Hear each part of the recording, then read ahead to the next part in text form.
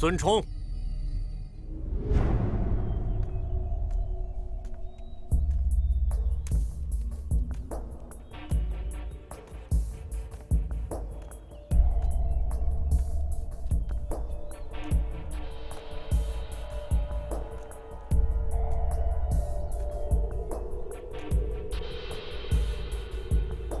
见过李大侠。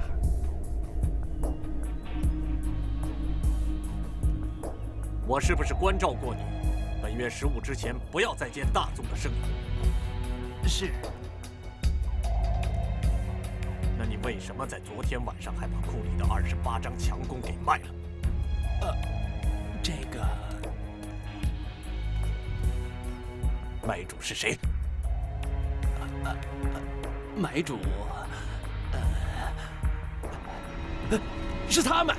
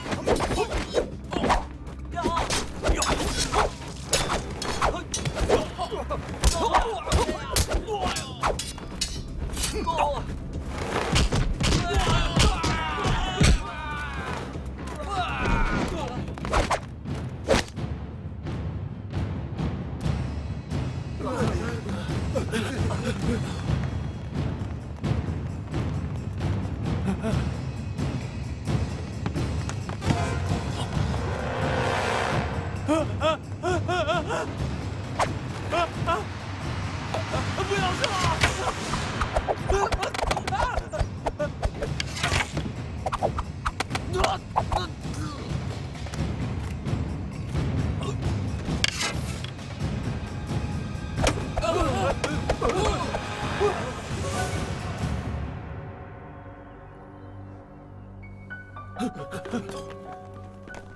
各位慢慢走，回去告诉你们的主人，今天李彦北既然未死，我一定会去找他的。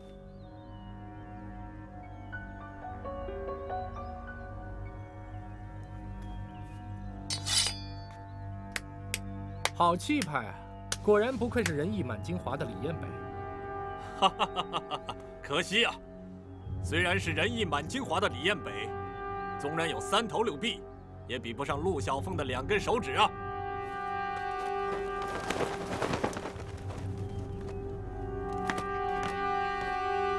李兄，别来无恙吧？小凤，你不是出海了吗？怎么会知道我有危险呢？老天有眼，一阵风又把我吹回来了，而且还碰到了未卜先知的大智大通。啊，大智大通就在里面呢，我先去通报一声啊。那就多谢您了，贵孙大爷。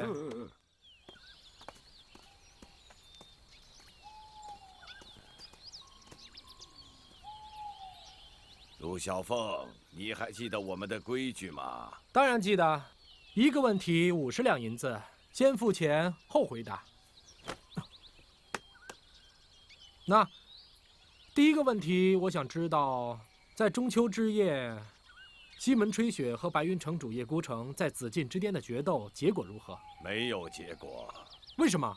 这是第2个问题了。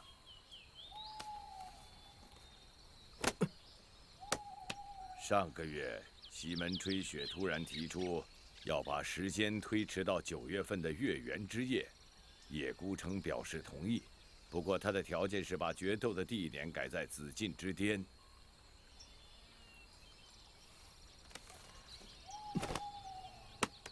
西门吹雪现在在哪里？他在京城。我还可以告诉你想不到的是，你在京城的朋友李彦北正有生命之忧，你赶紧去。大智大通，真是活神仙。哼，就是活神仙也照样喜欢银子啊。哎，对了，刚才那些杀手是谁派来的？除了南城的杜同轩之外，谁有这么大的胆子？杜同轩，你和杜同轩在京城的实力各占半成，都是响当当的人物，实力不相上下。可是，他也知道你不是一个那么容易被暗算的人，为什么他还要冒这个险呢？因为我已经跟他打了赌，赌60万两黄金和他的全部地盘。你们赌的是什么？赌的就是明晚紫禁之巅那一战。哦，看来你把身家性命都压在西门吹雪身上了。但是自从中秋节之后，江湖中就再也没人看过西门吹雪的行踪，所以大家都认为西门吹雪一定是怕了叶孤城，一定躲起来不敢露面了。但你却知道西门吹雪绝不是这样的人。当然，但是他的突然消失实在让人匪夷所思啊。我也在四处找他，却没有一点消息。虽然别人都认为西门吹雪必败无疑，但是我却还是要赌他胜。西门吹雪一定会出现，并且他一定会赢，无论多少我都赌。可像这样的机会，杜同轩也不会错过。所以我想不赌也难。用他的地盘，赌你的地盘。他若输了，另外还得多加60万两黄金。我想用这场旷世决斗来了却我俩多年的恩怨，真是再合适不过了。但是昨天下午却突然发生了变故。什么变故？你真的不知道叶孤城受伤的消息？他受伤？有谁能伤到他？据4大高僧之一的老实和尚说，叶孤城被四川唐门大公子唐天荣的毒杀打中，身负重伤。紫禁一战，他肯定要吃亏。所以说，现在最希望我死的人，就是那些把宝压在叶孤城身上的人。南城老杜的赌注最大，所以嫌疑也最大。没错。不过叶孤城的剑术极高，应该不会那么容易被唐门的人暗算到才是。老实和尚可能并不老实。阿弥陀佛，谁说老实和尚不老实啊？难道我说的不对吗？当然不对，老实和尚不老实，怎么会叫老实和尚？你叫老实和尚，却不一定老实。你陆小凤什么时候都有理，贫僧啊，不跟你争了。哼，李大侠，您没有受伤吧？哦，刚才差点遇险，多亏陆小凤陆大侠出手相救。贫僧知道叶孤城一负伤，李大侠必然会有危险，就匆匆赶来保护李大侠的安全。哎，但是没想到还是被陆小凤抢先一步。行了，老实和尚，你就别拐弯抹角地攻击我了。我问你，叶孤城是不是真的受伤了？你要想知道叶孤城是不是真的受伤，那你到春花楼一看便知。好，李大侠，你先回去吧。我和老实和尚看来要去打探一下。春花楼正是我死对头杜同轩的地盘，你们此去一定要多加小心。李大侠，请放心，保重。告辞。阿弥陀佛。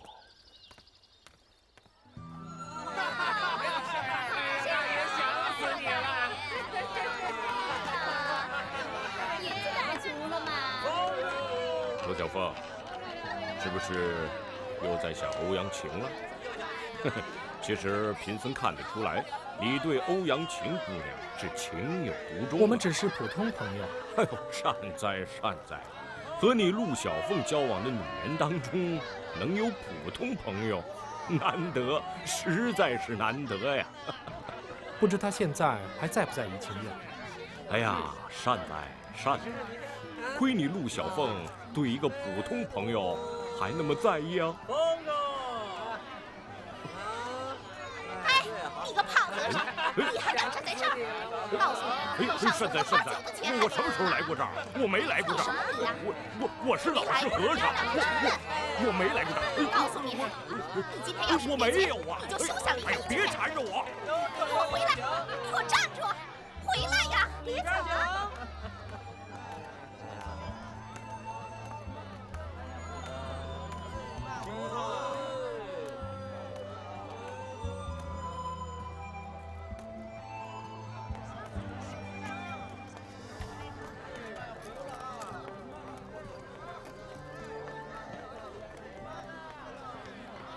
此次决斗，叶孤城恐怕是凶多吉少啊！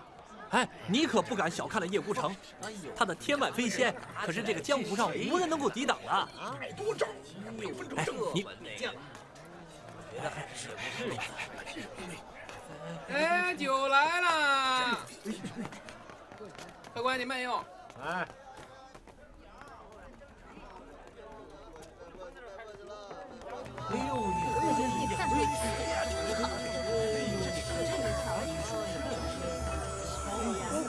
这是谁呀？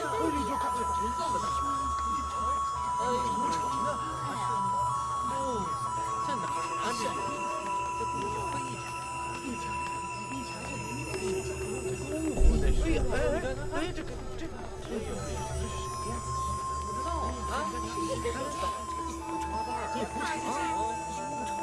哦。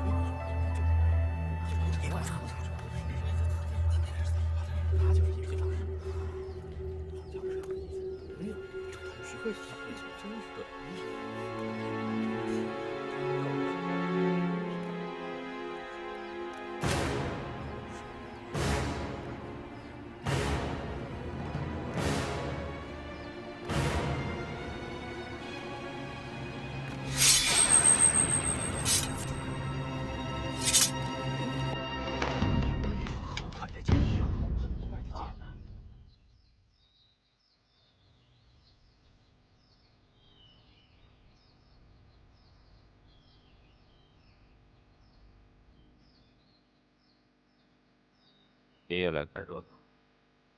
这么精彩的决斗，我本来以为都错过，没想到还能赶得上，真是运气啊！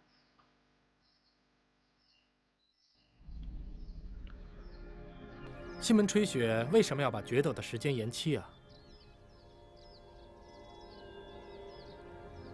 我不知道。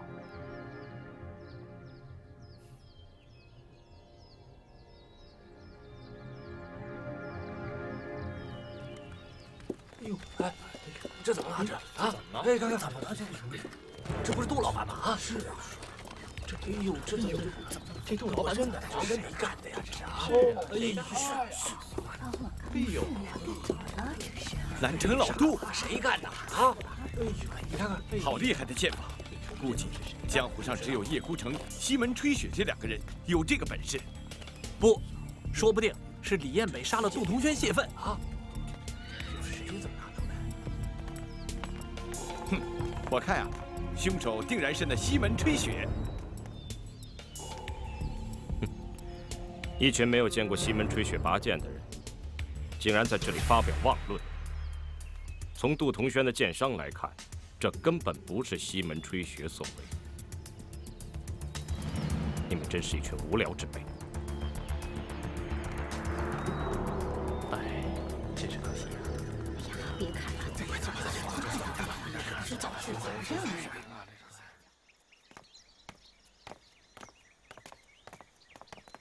陆大侠，你来的正好。你知道哪位高人在我这里？难道是西门吹雪不成？不，他可比西门吹雪还要厉害。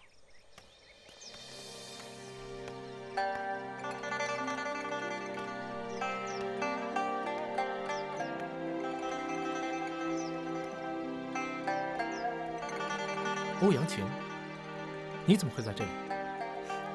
李大侠请我来做客，我怎么能拒绝呢？我知道欧阳姑娘是陆大侠的朋友，所以今天特意把她接来跟你见面。燕北，咱们留在这里也是碍事。不，李大侠，我来找你是有一件重要的事情要告诉你。哦，什么事？杜同轩死了。他死了？哈哈哈哈哈哈！死得好啊！李大侠，很多人都怀疑这是西门吹雪所为，你还觉得好吗？西门吹雪怎么可能做出这种事情？西门吹雪断然不会这样做。那南城老杜会是谁杀的呢？其实只要能找到大智大通，这件事就好办了。哎，只可惜，他们兄弟二人一向神龙见首不见尾，到哪里去找他们呢？只要能找到龟孙大爷，他就能找到大智大通。只是这个老龟孙行踪也是飘忽不定，不好找啊。你们找龟孙大爷并不难，他今天早上已住到怡情院了。是吗？那我可要快些动身了，去晚了，那个老龟孙恐怕又要因为赖账被绑起来了。来吧，来呀！你好漂亮啊，你的腰好软呢，让我亲一下，让我也亲一下。陆小凤，你来干什么？没看见我正在开心呢吗？这次你怎么没被绑起来啊？大爷，我龟孙大爷呀，没钱的时候是龟孙子，有钱的时候自然就不一样了。有什么事情赶紧说。男人这个时候最讨厌人打扰，但我有非常重要的事情要问大智大通。你也太不会挑时间了，没看见我正忙吗？等会儿再说吧。不行，迟一个时辰会死很多人。好，不走，咱们走，走。哎，等等，你先把我的账给我结了，好吧？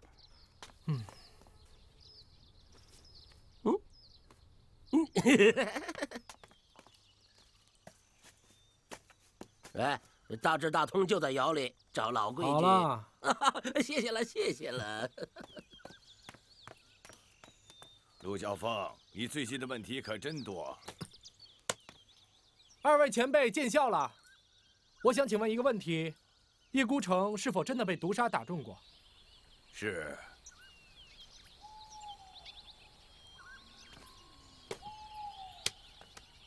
西门吹雪在哪儿？西门吹雪昨晚已到京城。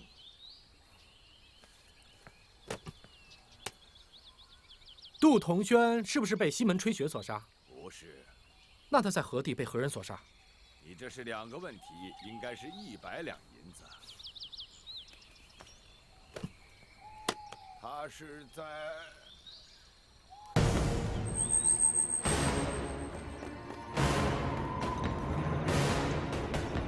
龟孙大爷，龟孙大爷！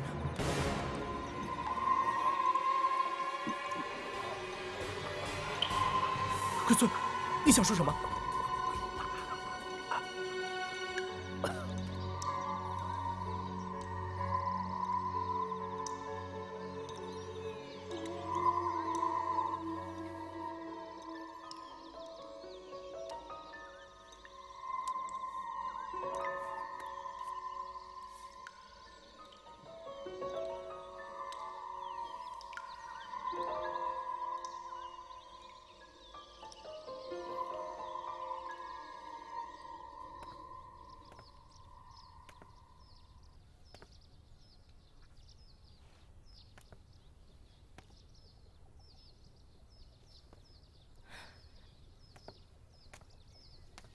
怎么样，找到龟孙大爷了吗？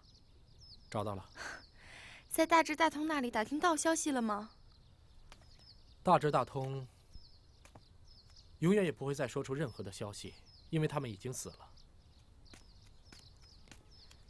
怎么会这样？生死难料啊！他们也算不出自己的死期。那龟孙大爷他怎么样？龟孙就是大智大通。什么？龟孙大爷死了？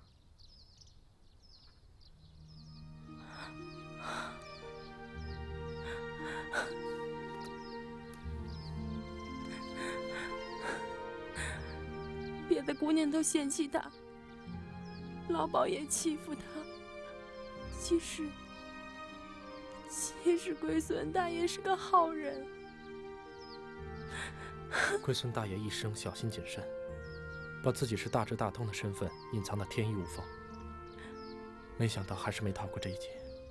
是谁下的毒手？还不知道。江湖险恶，以后你也要多加小心呢。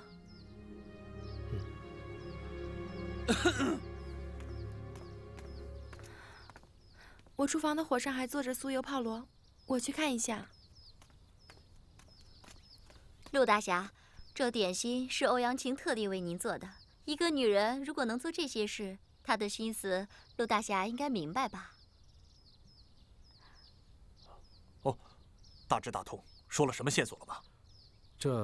哦，你们先聊，我先出去。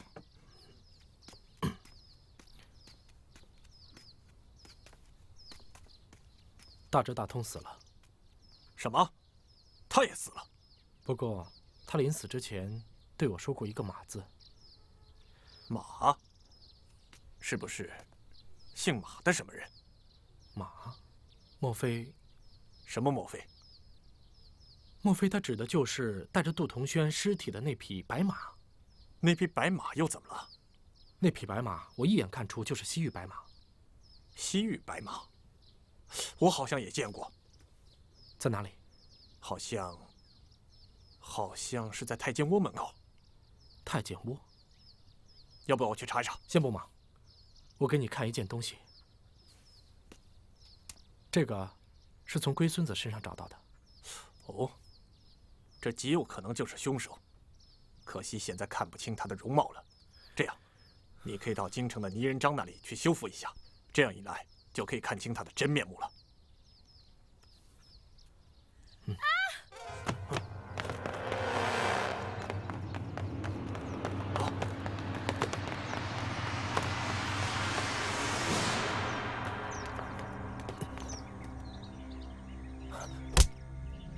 陆大侠，这怎么办呢？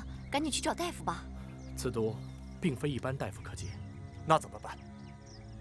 这京城里只有一个人能救欧阳姑娘。谁？叶孤城。如果唐门的毒他都能解的话，那么欧阳晴的毒他也应该有办法。走。客官里边请。来，见过叶孤城吗？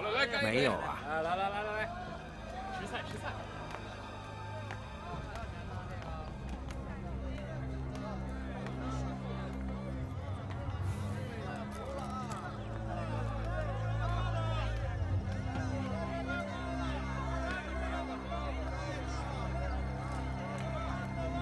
走吧，来，钱给你放这儿了。来，客官您慢走。客官，您要点什么？一碗炸酱面。好嘞，一碗炸酱面。这么快？你这是什么意思啊？贫僧知道你的心思，这布条就是从叶孤城的身上拿来的。这么说，你知道叶孤城在哪？你看。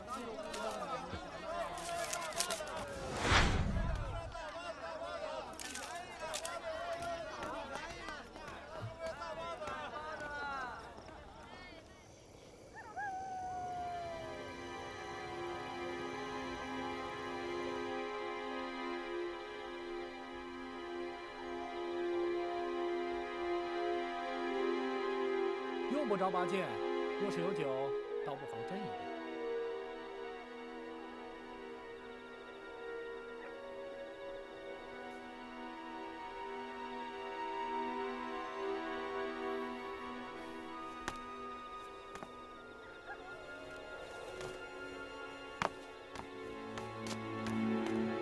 想不到我会来吧？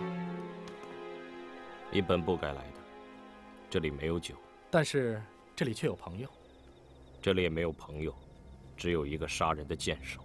杀人的剑手也可以有朋友。如果你不把我当朋友的话，刚才已经拔剑了吧？你以前好像没想叫我这个朋友吧？因为以前你是名动天下、不可一世的白云城主。现在呢？决战之前，你本不该和唐天荣那种人交手。你应该知道，唐门的暗器确实无药可救。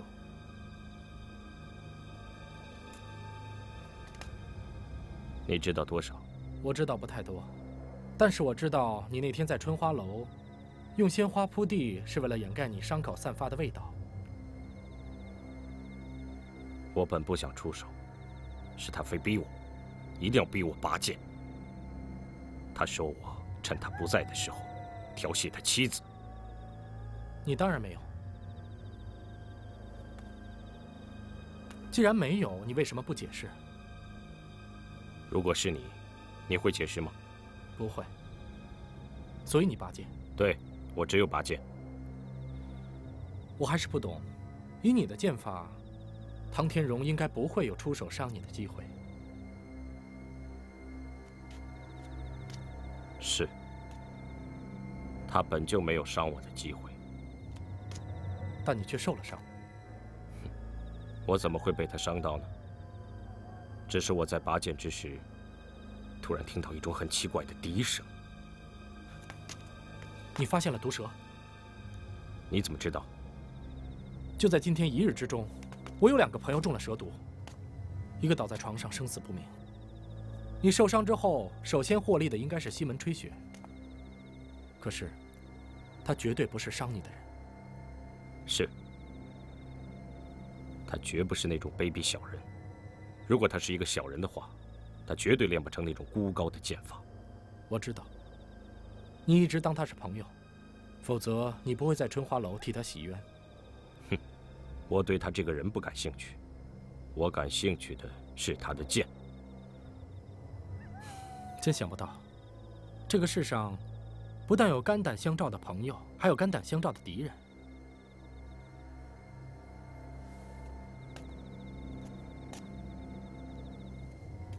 现如今已有很多人在我身上投下重注，赌我胜。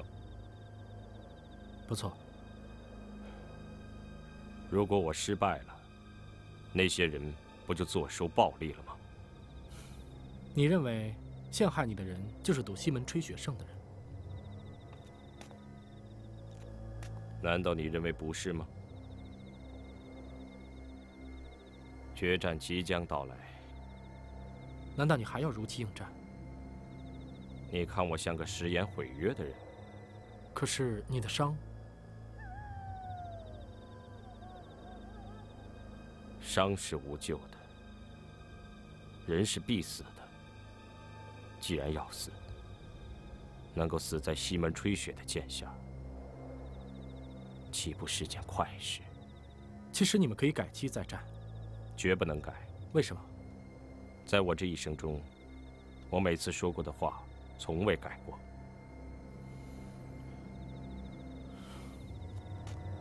西门吹雪是我的朋友，也是你的朋友。我能不能求你一件事情？什么事？你们能不能不要进行这场决斗？既然你是我的朋友，你就应该知道，我是不会答应你的。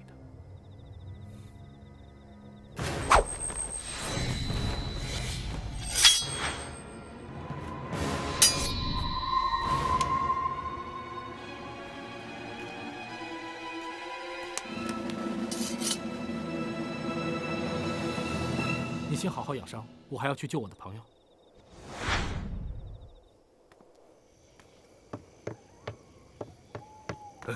陆小凤，你可看到有什么人没有？没有啊。哎，叶孤城能解蛇毒吗？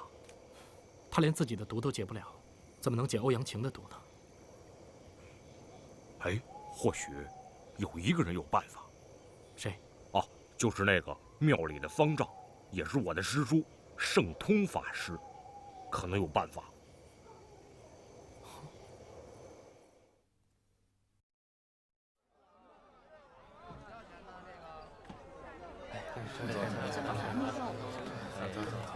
给我来一碗。谁呀？别着急，别着急，谢谢。别急，不用急啊，都有啊。圣通法师还有几分济世渡人的胸怀。善哉，出家人慈悲为怀。慢慢来啊，慢慢来，哎，不着急。好，师叔。圣通大师，你们找我有什么事吗？啊，是这样。在下陆小凤，有件事请大师帮忙。原来是陆大侠，不知老衲有什么可以效劳的？我有一个朋友不小心中了这条蛇的毒，不知道大师可有解毒之法？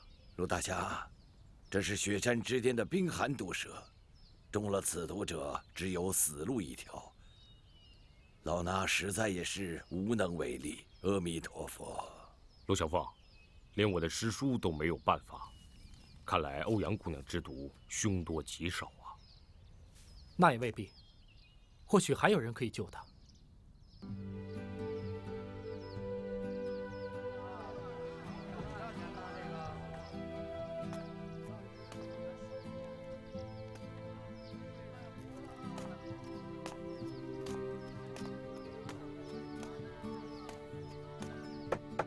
老板，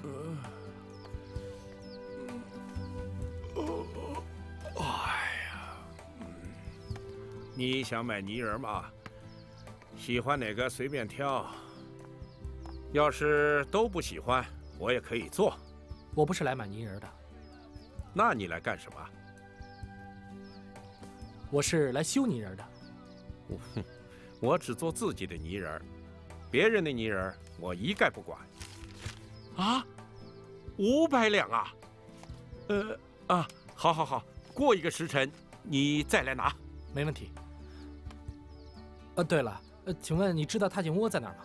太监窝，那是在皇城根边上，你去那儿干什么？哦，难道你是？哎，别瞎想啊！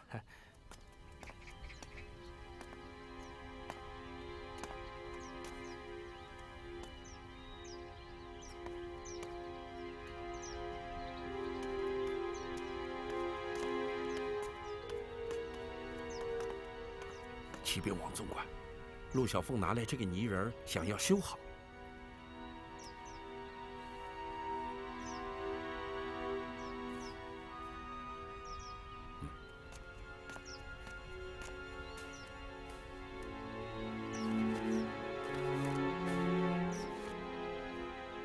修它。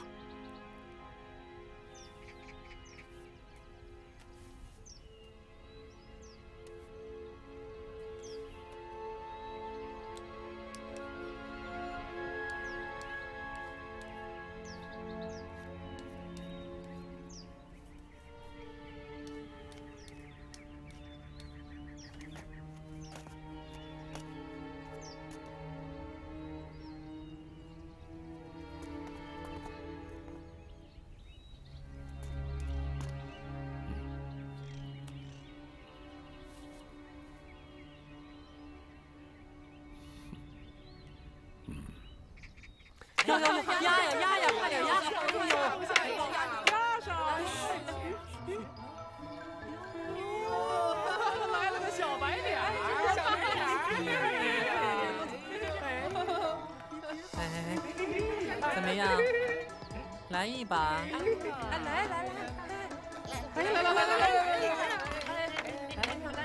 来！您先下注。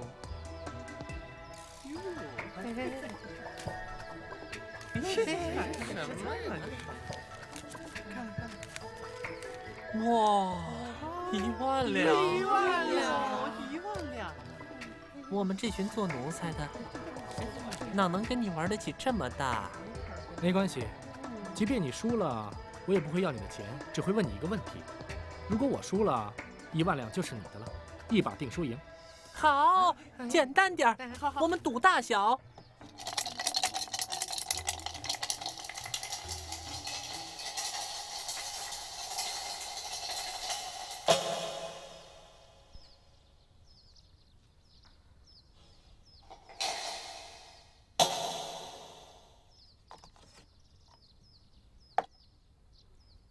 665。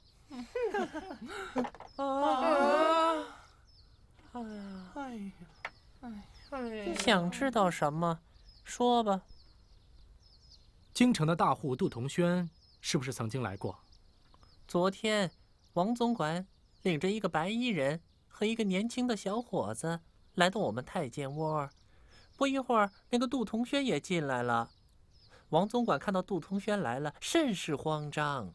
后来，王总管和杜同轩说了些什么，那杜同轩就走了。白衣人，白衣人跟杜同轩有什么关系？哎呀！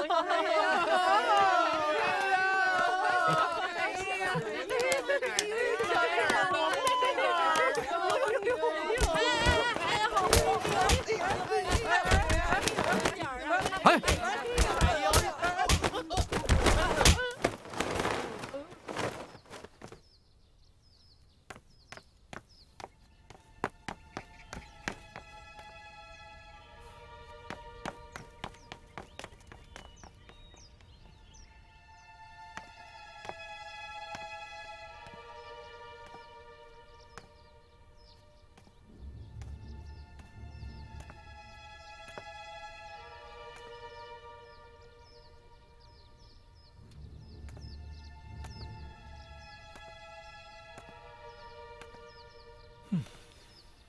爷爷，您别着急，急坏了身子可不得了啊。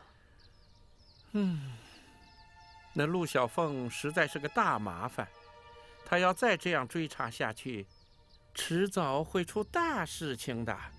我能不着急吗？爷爷，区一个陆小凤，就算她本事再大，也是孤掌难鸣啊。哼，你懂什么？陆小凤聪明绝顶，在江湖上她一呼百应。西门吹雪是她的生死之交，在宫闱内外，她也有不少朋友，还有财大气粗的李彦北，这群人凑在一起，就很难对付了。爷爷，话虽如此，就算那陆小凤有天大的本事，她也一时半刻查不出主子的身份。只要安全过了今夜，不就没事了吗？就怕节外生枝啊！爷爷，那不如先下手为强。莫非你有什么主意？明枪易躲，暗箭难防。您忘了咱们还有一个人可以利用。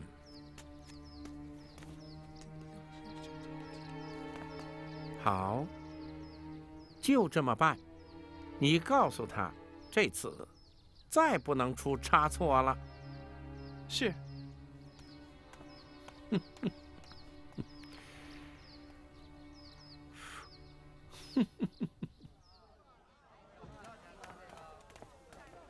陆大侠。哦，没想到是大内侍卫长魏子云。陆大侠难道是在为今晚的决斗提前选择观战地点吗？魏大侠，实在是见笑了，我是逃出来的。还能有人把陆大侠追得如此狼狈？哎，很多人啊。魏大侠，我想求你一件事情。陆大侠，请说。我想见见王总管。王总管，他昨晚已奉旨出京了。哦。陆大侠，你来的正好，我们正好有事找你帮忙。你说吧。今晚紫禁之巅有一场决斗，我们也不想得罪江湖人物，也不愿错过这场决斗。但迫于要保卫紫禁城安全的职责所在，所以我们准备了5根绸带。我希望通过陆大侠把这些绸带交给你认为最有资格的江湖人士。决战当晚，只有手拿绸带的人方可入紫禁城内观战。这样的话，即便真的是出了什么乱子，我们也能应付得来。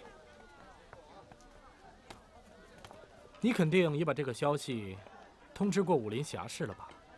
陆大侠若不肯答应这件事，我们也不能勉强。只不过怎么样？只不过我们既有职责在身，为了大内的安全，就只好封闭紫禁城，请白云城主和西门吹雪异地而战了。那么，这责任就由我来负了。别人若要埋怨，也只会埋怨我。所以，我们还是请陆大侠多考虑考虑。看来我好像并没有很多选择的余地。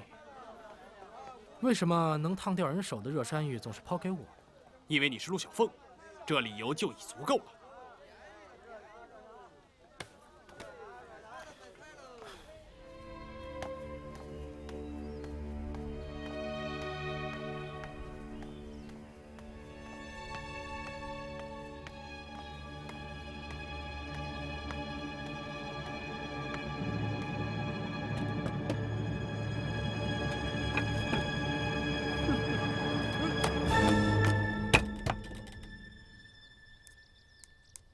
银人章果然名不虚传，看来我能取货了。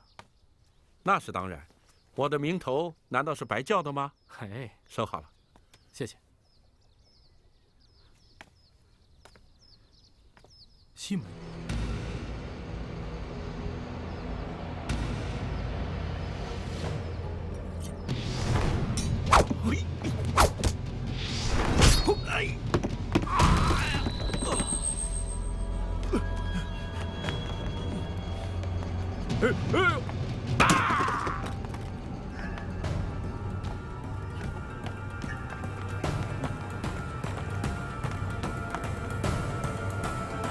老师和尚无意杀生。为什么你总是在最关键的时候出现？为什么你总是把我的线索弄断？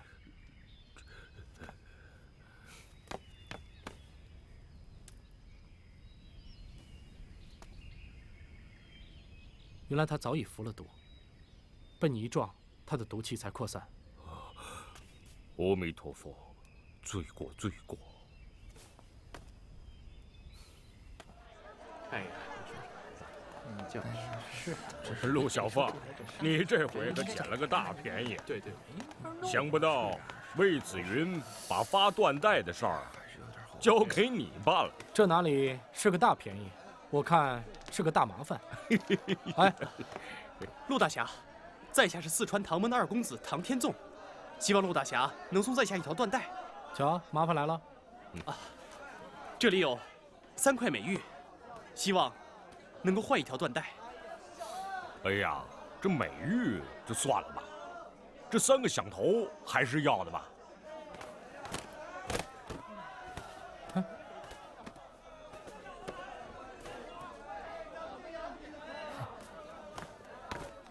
唐二公子，你这样做又何苦呢？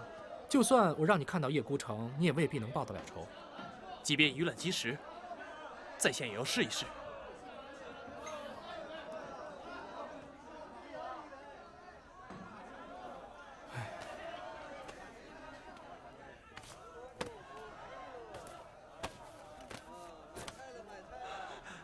多谢，多谢。看来这些缎带还真是烫手的山芋。我要是真像这样发下去的话，恐怕什么事也干不了了。发缎带的事就交给你吧，我还要回去看看欧阳晴的伤势。哎呀，好。哎，不过这缎带不能乱发，要发的有理有据。好，包在我身上。哎呀，哎呀，发达了！这回我发达了。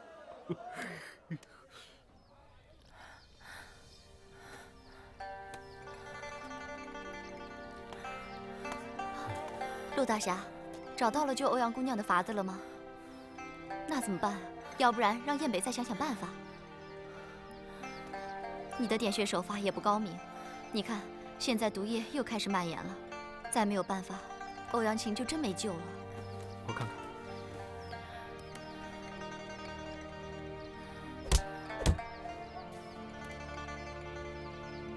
13姨太，我真有点饿了。他做的酥油泡螺做好了没有？我呀就知道你忘不了姑娘给你做的点心，放在厨房了，你自己去拿吧。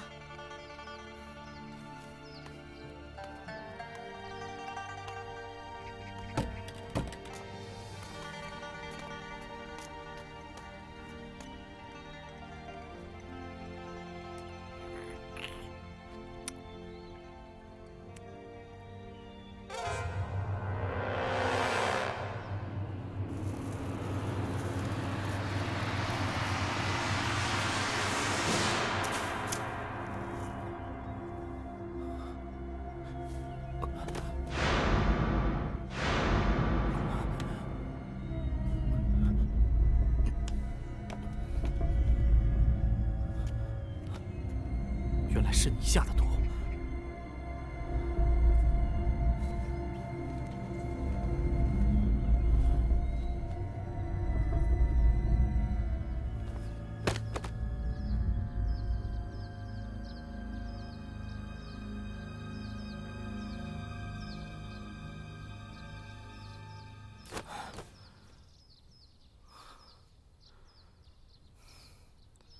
西门吹雪，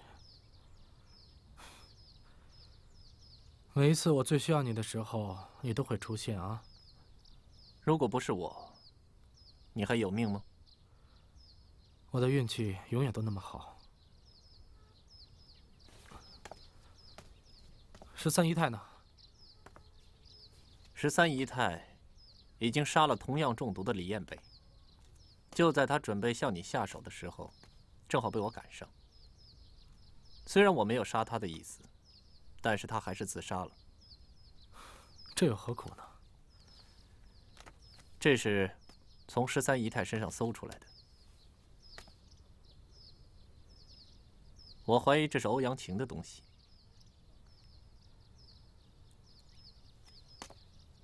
你不用担心欧阳晴，我已经替他解毒了。哦，我差点忘了，你当初就给3英4秀之一的孙秀清解过奇毒。哎，西门，你为什么要推迟和叶孤城的决斗时间？因为我已经成亲了。成亲？我不但和孙秀英成亲，并且她已经怀上了身孕。我把决斗推迟，并且消失这段时间，为了就是要把她安顿好。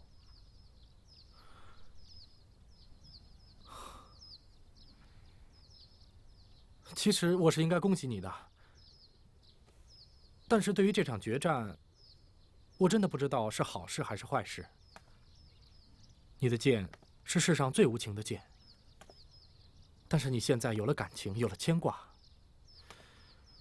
我真的无法估计这场决战的结果。我是不会输的。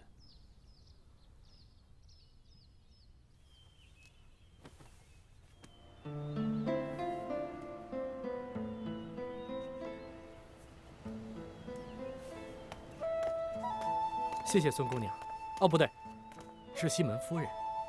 谢谢你照顾我的朋友。陆大侠，请放心，欧阳姑娘的毒已经解了，用不了多久她就会醒过来了。嗯，她没事，我就放心了。去哪儿？我去一个跟你决战有很大关系的地方。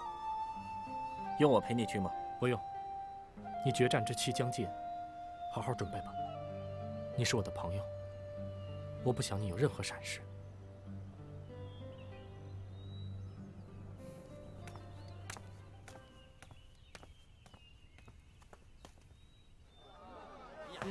不啦，这是可以看见了，这下有了啊！这是终身遗憾，这个就百年不遇。对呀，是，哎呀，这是百年。嘿嘿，这条缎带呢，我刚才已经发了2条，一条呢发给你们当中轻功最好的，一条呢发给你们这当中这硬功最强的。下边我要准备发这最后一条了。要不是怕老实和尚的铁头功了得，我必然要争夺缎带。哎，看他还有什么花样。其实嘛，你们拿这个缎带嘛，就是要看天下一流的剑客比剑，你们的剑法也不能太差，所以我把这最后一条缎带发给你们当中剑术最好的。在下司马子一，请老实和尚送我1条缎带。好，如果说你这一剑能刺中贫僧的话，就算你赢。不光把这条缎带给你，就连贫僧这颗项上人头一并送给你。哼，我要刺你左肩的肩颈穴，你准备好？好，那咱们可说好了，贫僧这2天也没有洗衣服，也没有洗澡。如果大侠你这一剑刺进，那你快进快出，免得脏了您的剑。只要有血洗，剑脏了也无妨。也不知道我这血干净不干净。那你现在就知道了。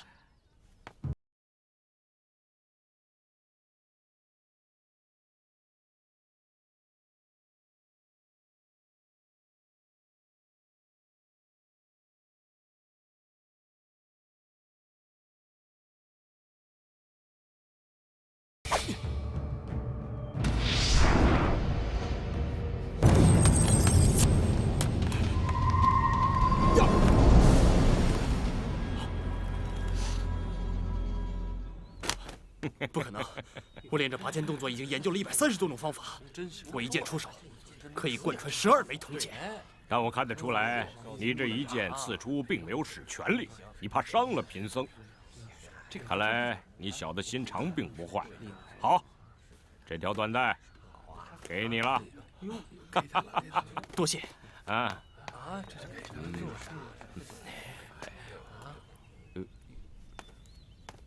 陆小凤，你回来了。那我的缎带呢？你是什么缎带？我进紫禁城的缎带。那陆小凤交代的任务，那谁敢不完成啊？这明明是你，让我都发出去。什么？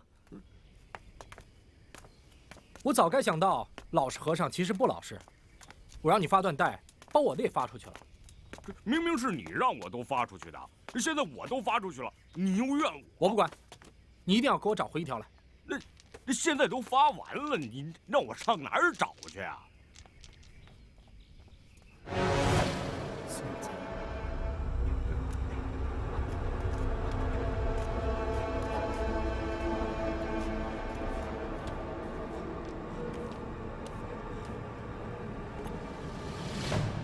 这条缎带是你给他的？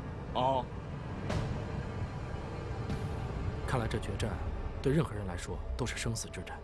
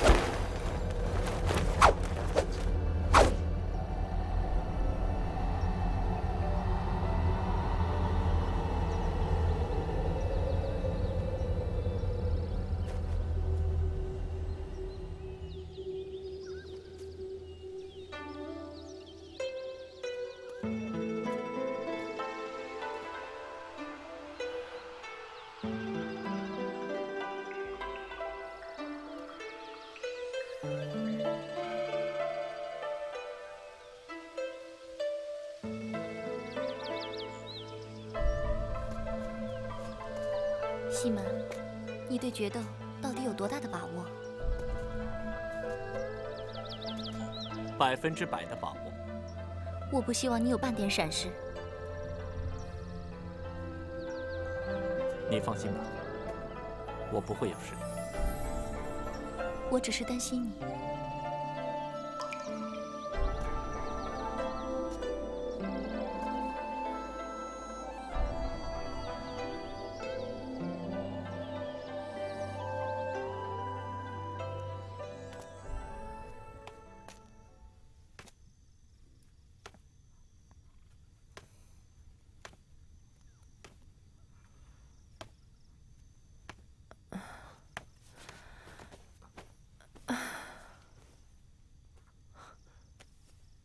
你有没有好一点？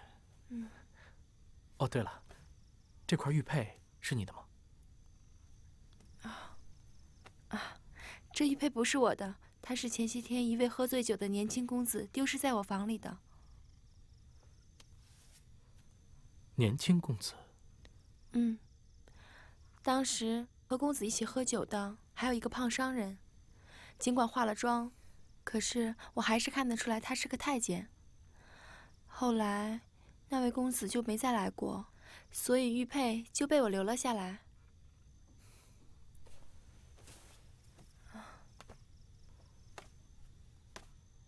那你有没有跟别人提起过这件事？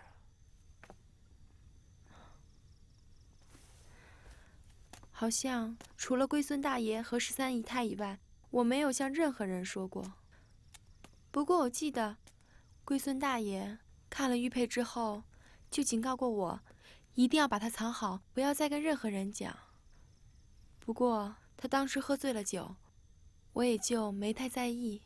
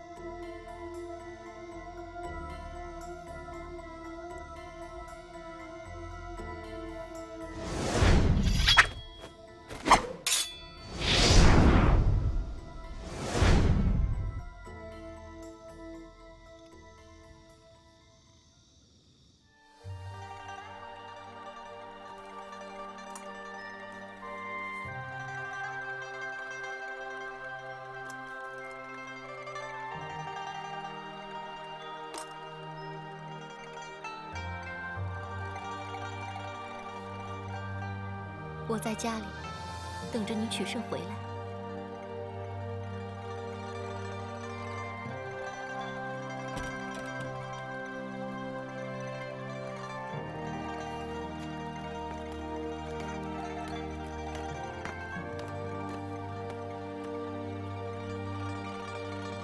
你能不去决斗吗？为什么？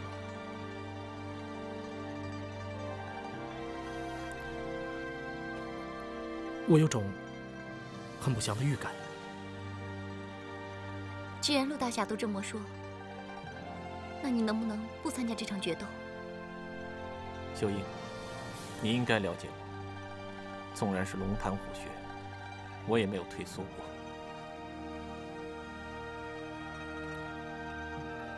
既然夫人都同意了，我还能说什么呢？为了我和孩子，你也要安然无恙的回来。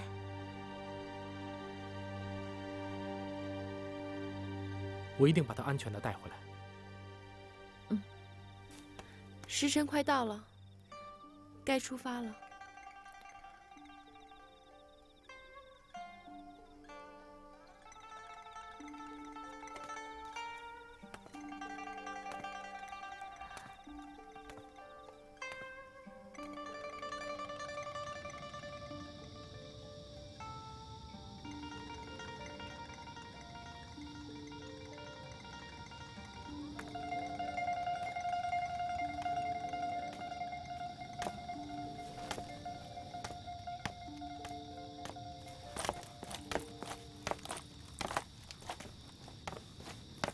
缎带呢？等等，你的缎带很奇怪。没什么可奇怪的。缎带不对，不得入内。哎，我和魏子云是好朋友，所有的缎带都是我发的。哎，那个人缎带也不对。哎。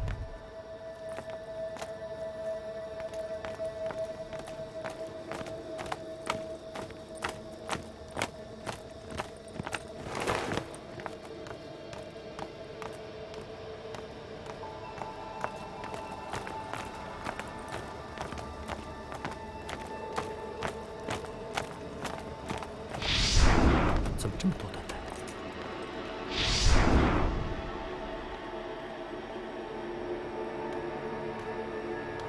哎呀，这么一战，真是一场大战。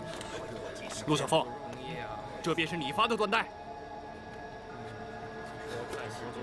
只能说这场决斗太吸引人了，所以，陆小凤，今夜紫禁城内，若出了什么闪失的话，你陆小凤脱不了干系。好啊，我陆小凤生来就是不怕干系多。不过我还有件事想请教魏总管。什么事？不知道魏总管有没有见过上面的文士？好像在南王府见过。南王府。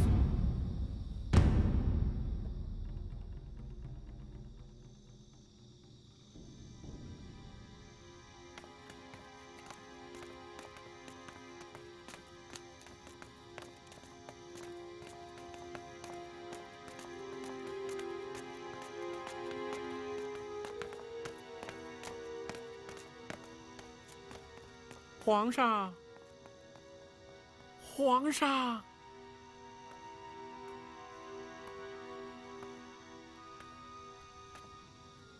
谁呀？是我啊。有什么事吗？主子，时辰已到，您该更衣啦。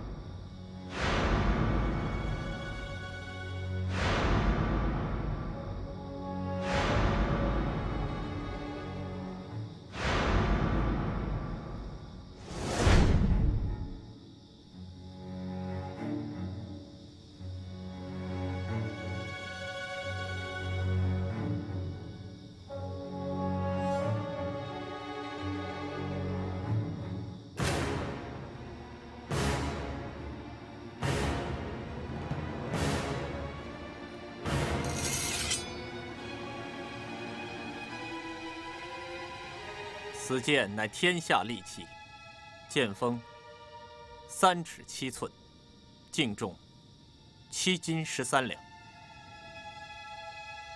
好剑，的确是好剑。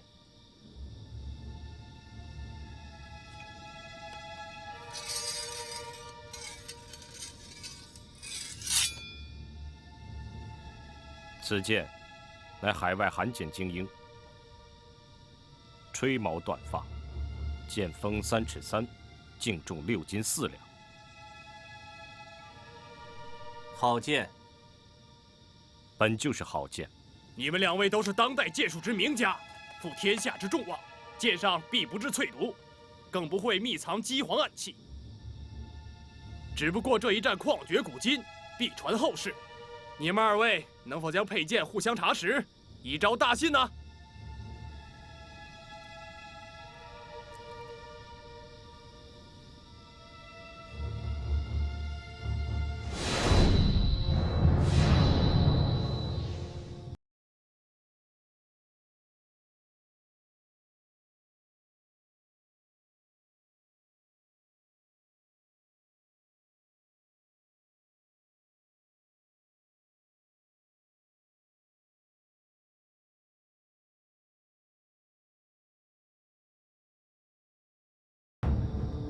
谁都不必留情。学剑的人能死在高手剑下，岂非了无遗憾？是。请。等一等。等？还要等多久？等伤口不再流血。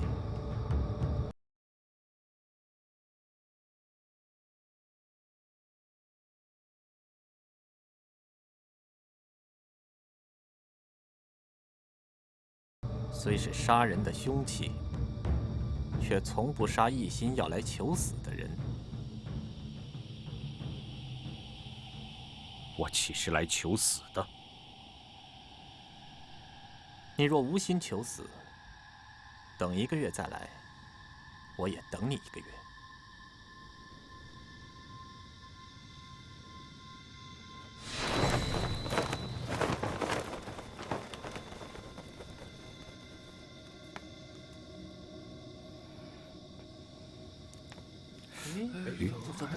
怎么还不动？就是动，这西门吹雪怎么回事啊？叶孤城，我要为我的师兄报仇！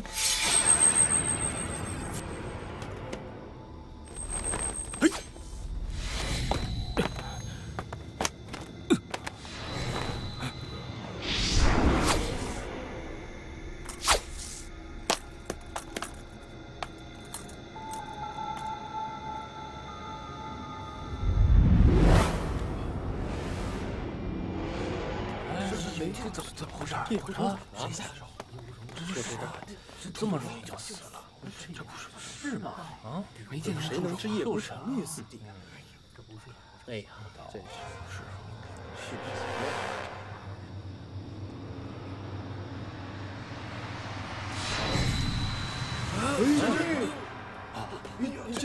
这个人不是呀？师叔，怎么来李代桃僵？不知道。如果这是假的叶孤城，那么真的叶孤城又在哪里？这是调虎离山之计，快回宫护驾！啊，快走！好，快！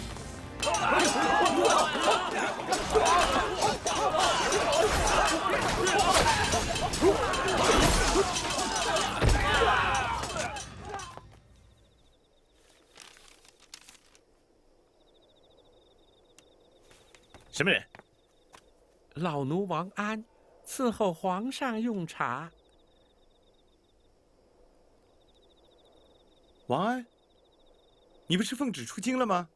老奴没走，是因为有件重要的事情要启禀皇上。什么事？说吧。老奴是想请皇上见一个人。人在哪里？就在这里。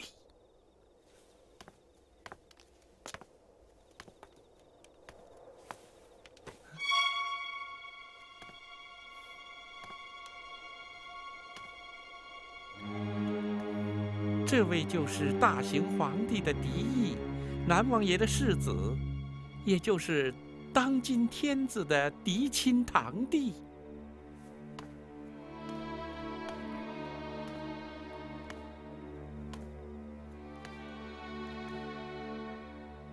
你是奉调入京的吧？不是。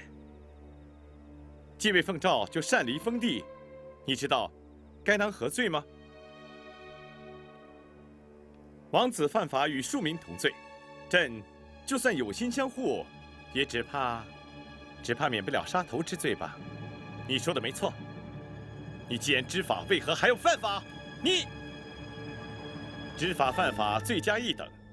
就算朕有心相助，怎奈有祖宗的家法尚在。你究竟什么人？怎敢对朕如此无礼？朕受命于天，奉诏于先帝，乃是当今天子。王总管，奴才在。念在同是先帝的血脉，不妨赐他个全尸，再将尸骨连夜送回南王府。是。哎，我真不懂。放着好好的小王爷不做，偏偏到京城来送死，这是干什么呢？皇子犯法，与民同罪，这道理你既然也知道，你还有什么话说啊？来人呐，护驾！臣叶孤城在。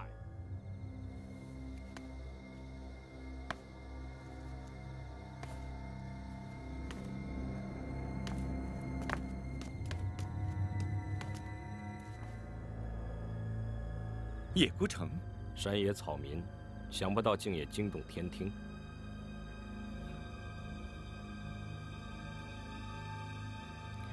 天外飞仙，一剑破七星。不错，果然是好剑法。本来就是好剑法。卿本佳人，奈何从贼呀？成就是王，败就是贼。败就是贼。是。请。请。皇上的武功见识与定力，如今武林中已少有人能及。如果皇上能够进入江湖的话，必可排名武林高手之巅。哼，好眼力。如今，王已非王，贼已非贼，王贼之间，强者为胜。好一个强者为胜！我的剑已在手。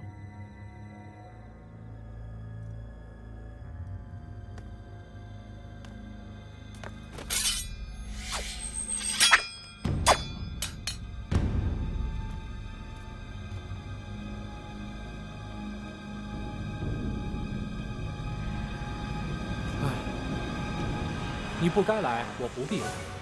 可惜现在我们都来了。可惜，实在是可惜。我们本是朋友。我说的可惜是，慢说一个陆小凤，哪怕是10个100个，我今天也杀定了。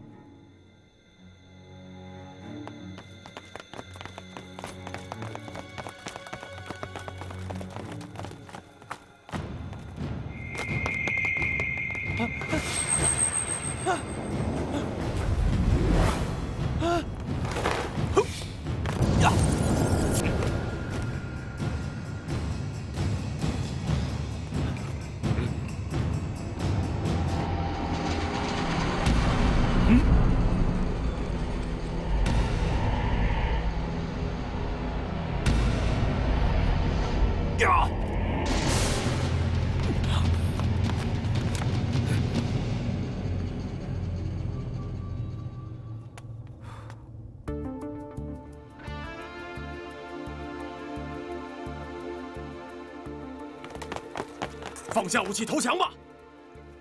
我们已经将这里团团围住，你们插翅也难飞。慢，我有话说。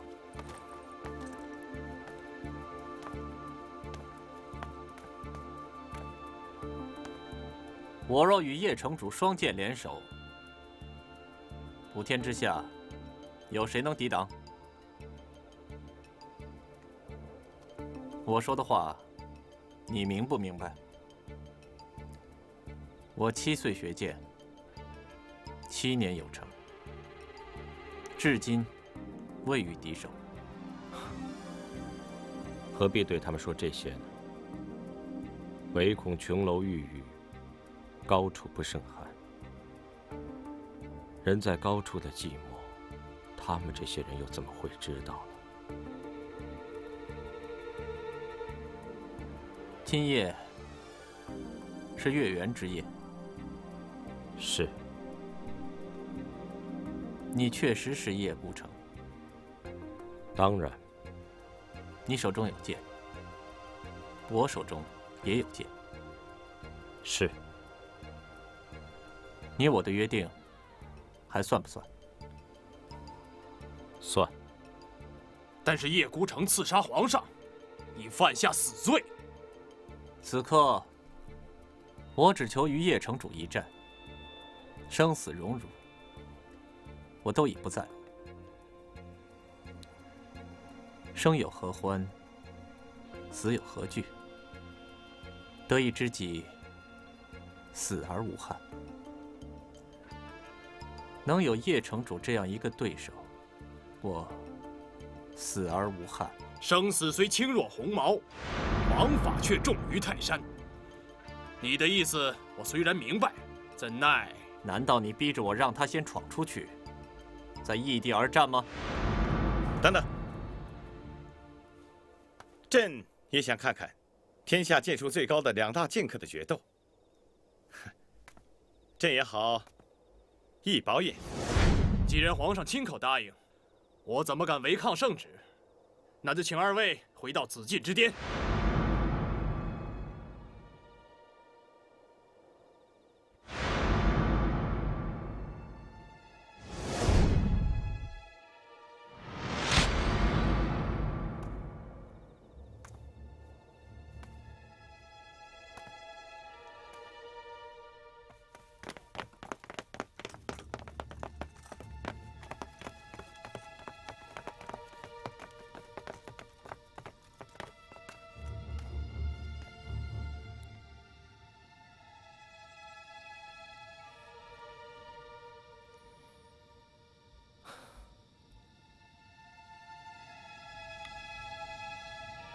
请。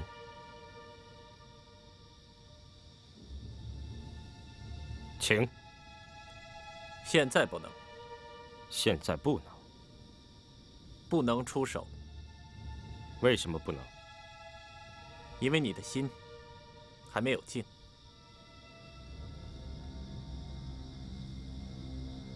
一个人心若是乱了，剑法必乱；一个人剑法若是乱了，必死无疑。难道你认为我不战就已经败了？若你现在败了，非战之罪。所以你现在不愿出手，因为你不愿乘人之危。可是这一战势在必行，我可以等，等到我的心静下来。我相信不用等多久的。好，我也不会让你等久的。在你等的时候，我能不能找一个人谈谈？这个人是谁？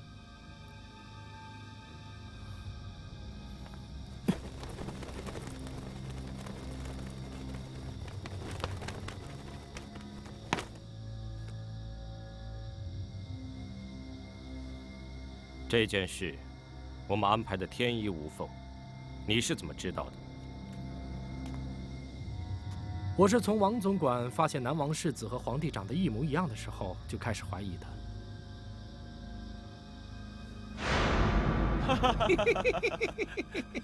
果然是一模一样。世子如果替换掉皇上，除非知道内情，否则谁也不会发现。王总管，你看朕什么时候登基合适啊？皇上，我们会周密安排的。等到时机合适，您就可以登上大统。一切都要靠王总管和白云城主的帮忙了。那是当然。当今皇上昏庸无能，怎么能跟南王世子您相比呢？只要我登上了大统，我一定不会亏待二位的。就在1个月前，西门吹雪要求决斗延期的时候，王总管觉得这是一个好机会，于是叶孤城要求把决斗地点改在紫禁之巅，但是没想到中间却出了意外。世子，您不要着急呀！我怎么能不着急呀？那块玉佩是我南王府特有之物，如果暴露了身份，那要坏大事的呀！怎么样？有什么消息吗？回禀王总管，已经找到玉佩的下落。在哪儿？玉佩在欧阳晴那儿。竟然落在了怡清院。那就赶快去找啊！世子不用担心，欧阳晴就在我家里。欧阳晴是陆小凤的老相好，这件事一定不能让陆小凤知道，要尽快解决了欧阳晴。这就是你们为什么要杀害欧阳晴的原因。但是你们万万没有想到的是，西门春雪突然出现，救了我和欧阳晴。真是苍天有眼，人算不如天算。所以，就算你的计划再周密，却还是意外不断。世子，一切都在掌控之中。那就多谢王总管了。王总管，请。就在真的叶孤城来到春花楼杀害唐天荣的时候，杜同轩却意外地在春花楼边发现了另一个叶孤城。到底哪个是真的，哪个是假的，实在把他搞糊涂了。后来杜同轩决定跟踪那个假叶孤城，因为他为了这场决斗已经赌上了全部身家性命，只能赢不能输，所以他想弄个明白。没想到却引来了杀身之祸。让他进来。是。这个时候，杜同轩还被蒙在鼓里。你们用花言巧语骗过了他，很快，他就死在了假叶孤城的手里。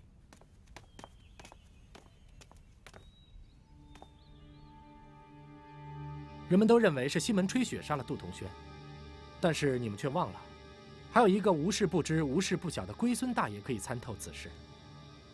当我在找他询问杜同轩死因的时候，你又杀人灭口。我在龟孙大爷的身上发现了一个面目模糊的泥人，并且在他临死前说了个马字，这提醒我顺着驼杜同轩的马身上开始找线索。我找到紫禁城旁边的太监窝，整件事情我以为是针对西门吹雪的巨大阴谋，并且我一直在怀疑老实和尚跟这件事情有关，因为他每次出现都会把我的线索弄断，所以我让老实和尚发断带，我是想看看他有什么阴谋。后来我发现我冤枉了老实和尚，因为那个玉佩上的纹饰才是整件事情的关键，我仍旧百思不得其解。直到我今晚来到紫禁城观看决战的时候，我才从魏子云那里得知，这玉佩上的纹饰就是南王府特有的标记。可我还是不明白，它到底能说明什么。直到刚才那个假叶孤城拔剑之时，我突然发现他的剑上少了那个南王府的纹饰。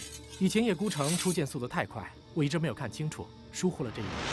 不过我那时立即断定，真的叶孤城不在紫禁之巅上，而且我也终于明白，这次决斗之所以选在紫禁之巅，就是为了把大内高手从皇上身边引开。你们最终的目的就是对皇上下手。再联系到魏子云交给我的缎带，是宫中才有的材料，外人不可能仿造。为什么会突然多了那么多？只有一个可能，这些缎带都是王总管发给他们的，因为最有可能搞到缎带的人只有王总管，其目的只有一个，让魏子云调更多的大内侍卫来巡视，这就使皇上身边陷于空虚了。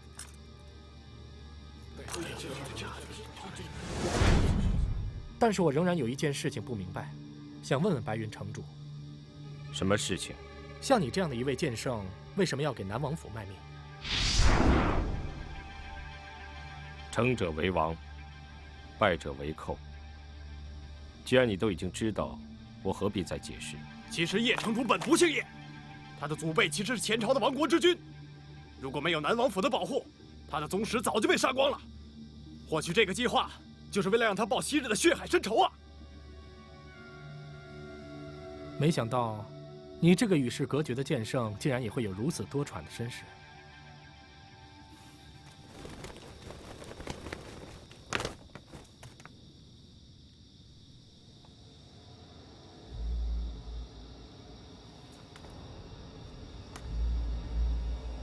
如果我战败，请收下我的剑。我的剑就是你的剑。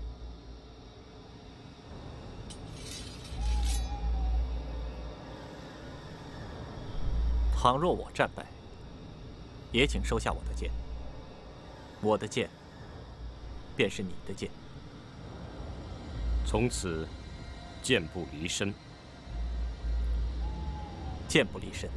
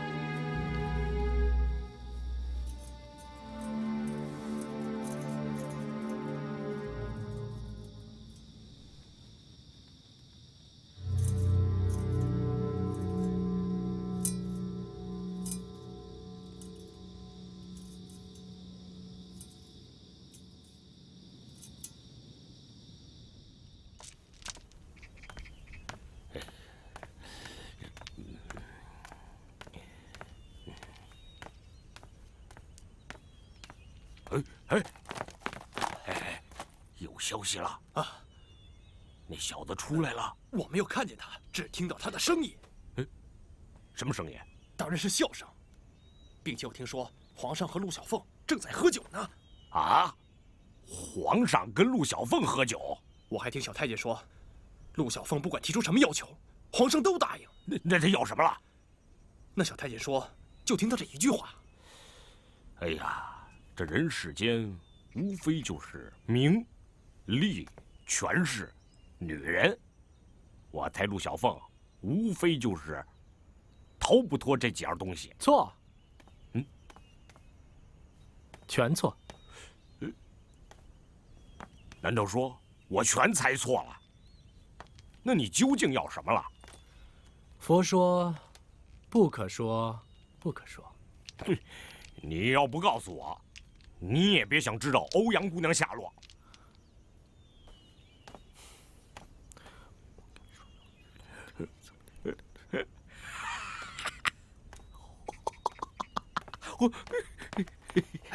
老实和尚啊，他到底要的是什么呀？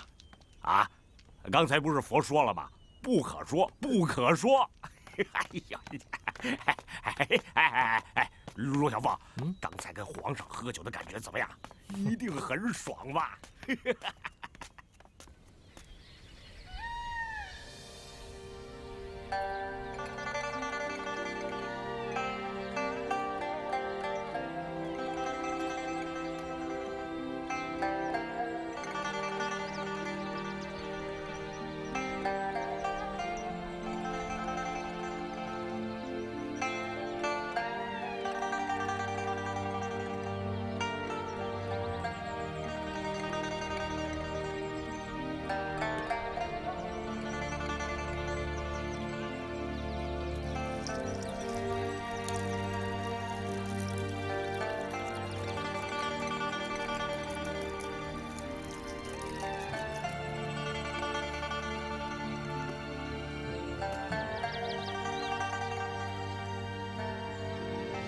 我从未遇到过像你这样的对手。虽然你已死了，可还是让咱们来同饮这杯酒。